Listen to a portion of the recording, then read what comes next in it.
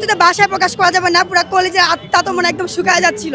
But last গোলটা the best. অবশ্যই দুই দলে আজকে হাড্ডাহাড্ডি লড়াই করেছে, তো বেস্ট তো বলবো অবশ্যই মেসি, যেহেতু আমরা উইনার হয়েছি। দুজনেই খুব ভালো লড়াই করেছে এবং ফার্স্ট তো আর্জেন্টিনায় জিতেছে। আসলে আর্জেন্টিনা প্রথম একটু মানে যে দুজন যেহেতু দুটাই তো স্ট্রং দল, যেহেতু তার ফাইনাল পর্যন্ত এসেছে, অতএব আজকের খেলাটা খুবই ভালো লেগেছে। তবে হাড্ডাহাড্ডি যদি না হয় তাহলে খেলা আসলে মজা নাই।